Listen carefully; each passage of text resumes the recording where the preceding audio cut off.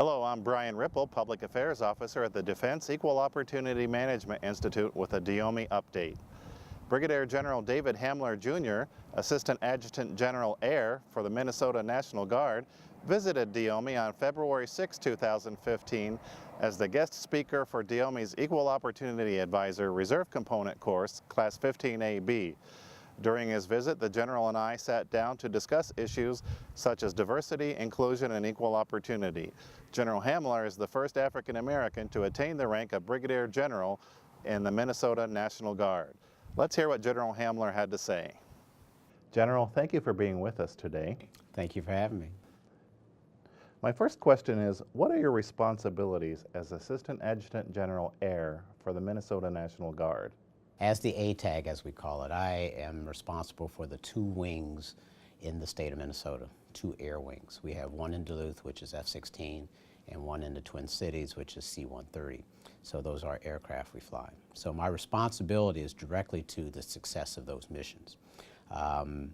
Obviously, all services value their number one asset, and that's its members.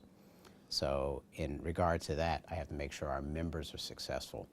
And to that degree, they're there basically for the warfighting effort. But as you know, in the reserve component, which is different from the active duty, we have several missions. We have the home mission, which is taking care of the citizens of the state of Minnesota. And then if deployed, if called up, then we'd have the federal mission. And in between there's a lot of little things that do happen on the state and city side that we're responsible for. So number one, we have to have good personnel. Now, in the past, we could recruit just by a recruiter staying in their offices. Nowadays, with the changing demographics, the changing landscape, our recruiters have to go out into the neighborhoods. You can't sit around, wait for nepotism or people to walk in your office, because even though that will fulfill your 100%, or in the Guard now is 103% manning, we need to successfully recruit all of our citizens in the state. So one of the issues is, how do we do that? So that means getting out into the neighborhoods more and ensuring people know the opportunities that are available to them. One of the things is the changing demographics. In the state of Minnesota, we estimate by 2024, the majority will then be the minority. And that means we have a large Somali, Hmong, African American, Hispanic community that we don't recruit to at this point. People hear about us, they don't know the benefits of the Air National Guard or the Army National Guard, and we need to spread that word. Sir, if you could, please comment on the importance of our equal opportunity advisors and the impact upon readiness these people have within the Department of Defense. Well, one of the issues that I see is the training of those equal opportunity advisors, and DEOMI is the hallmark for that. When I look at the track record of the graduates of this particular program, it's outstanding. An issue that I have, that all services have, is how do we operationalize equal opportunity? Some of the things that have happened, say from a suicide prevention, from a sexual harassment, we immediately put those into play. But from an EO standpoint, it's still sort of training as it happens. If we need to have the training, we'll set a CBT or something. I think we need to operationalize it. So when I see EO advisors that I've worked with, number one is they have to know their stuff. So coming from DEOMI, that's someplace that I really believe is an advantage. The other thing is they have to be people persons. You have to be able to relate to people. If you can't do that, then you're not going to do your job. You have to be able to get out of your office and walk around. You have to be able to see what the landscape is in the communities, because not only are we a military base, but we're a civilian asset. And a lot of the people you're recruiting are going to come from those communities. So you have to know the landscape in order to recruit from that landscape. So I need someone who's going to be engaged, well-trained, and be able to facilitate what is coming down from above through a chain of command of what we need, particularly in the military, but also in our communities. Sir, please discuss some of the initiatives the Air National Guard is supporting with regard to its diversity efforts. In Minnesota, as in any state, we have a Adjutant General. Major General Nash has 6 priorities he set out for the state, one of which is line of action number 5, which is diversify the force. He looked at the numbers, and though numbers aren't as important as the effort, looked at the numbers, and we do have to do better. So with his line of action number 5, which I am a champion for on the air side, we are looking at ways to increase the throughput of our efforts to a result that is more commensurate with our community. For example, in Minnesota, I told you about the increase in numbers of Hispanic, Hmong, Somali population. We have very few, if any, of those personnel in our ranks right now. So we want to make it look like our community, because that's how you succeed. Some of the things that have happened in the past, and you could look at episodes like at Ferguson, where it was not representative of the community, that relationship was broken down. We want to be proactive and make sure we include the community within our ranks so that we know better how to help serve that community. From a standpoint of the National Guard itself, specifically on the air side, there was an Air National Guard effort stating in 212 that we're going to reach our goal by 2017. I don't think that's going to happen. So what it was a strategic plan put out by the Director of Air National Guard, which was really a framework, not an all end all to everything we needed, but it was a framework looking at how we can structure our base, our wings to help meet those goals. Not specifically numbers, but effort. This past month, actually in December, I attended my first JDEC, that's the Joint Diversity Executive Committee, and that's directed specifically under the Chief of the National Guard Bureau, General Grass. And with his immediate oversight, that shows you the emphasis that's being placed on that. So from a national down to local effort, we're trying to increase our efforts to recruit, maintain, train, educate, and provide research for members of the underrepresented in our ranks. Sir, when a leader needs to form a team to finish a project or to solve a problem, what are some different aspects of diversity that should be considered, other than what we look like? Well, diversity of thought.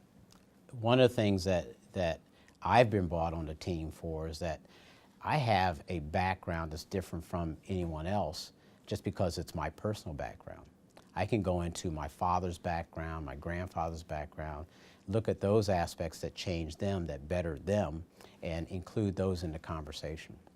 To give a specific example, when I was asked this is on the civilian side, when I was asked as a physician to think about changing the way we purchase product for a hospital, my background was as the consumer. I'm the person utilizing that piece of equipment. If I know I only need 2 widgets to do it, why do we need to purchase 100? Whereas the purchasing agent may not know that. He's just looking for the better deal. So there's diversity of thought. There's that individual piece that you bring to the table. From a more specific side for EO, if we're always looking for that qualified candidate, then we're missing the picture. If we're just looking for that person who's just going to replicate what we have, then we're not going to get that diversity of thought. So having different people come to the table with different ideas, who knows, you may use them, you may not, but at least you're considering them. Sir, what characteristics have you seen displayed by the most successful equal opportunity advisors? Well, you touched on that before. I said they have to be people persons. The Guard has 2 roles. One is to be ready, training, educating the force right there on the base, on the wing, but also they have to be able to reach into the community. So that person doesn't need to be specifically of a certain race, a certain ethnicity, but they have to be committed to what they do. So if I have no Hispanics in my EO, can they go to this Hispanic community? Yes, they can, because they're committed. They know what they need to do, and they're well trained to be able to reach that population. And basically, the values in one community are probably the same values you're looking for in your organization. If the values don't match, then they're not going to join the organization anyway. So one of the characteristics is just being a people person. The other thing that I think is essential is that the EO officers, the EO advisors need to be able to relate to leadership. That means you can't cover up, you can't tell them the dirty truths that may be lying within the organization. It's almost like a first sergeant or a chief. They have to have the freedom to reach out to leadership and say, hey, this is something that needs to be corrected, or this is something that we're doing well. So essentially, they need to be able to relate to leadership and tell those truths that may not be, what the commander wants to hear or what the commander expects to hear. So having the forthright strength to bear all is important for our EO leadership. Training that they've received is adequate and they can make those calls. Sir, what impact do you feel equal opportunity and diversity have on mission readiness? Well, diversity, as you look, I like to include diversity and inclusion. One of the things that we've wrestled with in terms of operationalizing diversity is that, say we have a circle, and if you're trying to drag everybody into that circle to meet a certain dimension, then I think we're going about it wrong. I think we need to expand the circle, and by expanding the circle, we become more inclusive. So by becoming inclusive, it's putting all those things that we consider diversity. And diversity is a composite of multilingual, multi-experience, customs, cultural backgrounds. With diversity, you bring all of that into play. So what are our missions in the future? What are our missions right now? Everything's coalition, everything's joint. We're in countries we didn't think we'd be in. We're doing things that require a finer nuance in order to relate to that population. When we first went into Afghanistan, we probably ran roughshod over some of the customs that were needed. Did we get the response we needed? Probably not. After learning the cultural background, being able to work with that made everything a little bit smoother. So that was being mission ready. So the training that went into that helped that mission. And going forward, all the missions, the warfighting of tomorrow is going to be a little bit more nuanced in that. It's going to be not the bombs that are dropped, not the sacrifices that are made, but how we relate to people around. And DEOMI is about human relations, and that's what is going to, as you said, it's going to be sort of the telltale at the end of the day, how we maintain those relationships. Sir, what does it mean to you to become the first African-American general officer in the Minnesota National Guard? I was asked that question several times, and I will start off, being first has nothing to do with it. In fact, in my assessment, it was all luck. But you know what luck is. Preparation meets opportunity. So I prepared myself. Was I anxious to go about and look at the added time, more travel, for example, being here? I'm away from my family. I had a very loving family. I have a successful practice. So there's some sacrifices. But you have to weigh what that means. After discussing with my family, they said go for it. So my wife is my #1 supporter. She's sacrificed in the past, she will, and as she is right now. But the more important thing was what it represented. I wasn't looking for any accolades. I've had a very successful career. But what someone told me, including my wife, was that it's not just for me. And I reflected on that. It reflects on all the people who've sacrificed to get you there. It could be my XO. It could be a mentor that I had when I was 1983, just starting medical school. It could be someone who believed in me and gave me that chance. So that's what it meant, more importantly. In terms of the position itself, it gave me maybe a possibility to do more on a policy standpoint. Therefore, I could make changes in a more holistic fashion. In other words, instead of just working one-on-one with policy change, maybe I can affect a larger mission. So that was important to me. And then finally, if I could be in a position where I do actually give an example what can be achieved by underrepresented and specifically African American community, I'll do whatever it takes, because I believe in, trying to mentor and help those who come behind me, as well as the ones who are presently working with me. So, Thank you, sir. I'd like to close with just one more question, and then I'll give you a chance to share anything else you might like to add. Sir, what would your message be to a young person considering a career in the United States military? well, I always reflect back on all the messages I received. One of the things that my dad told me, he says, I don't care if you're a truck driver, garbage collector, just be the best at what you've chosen to do.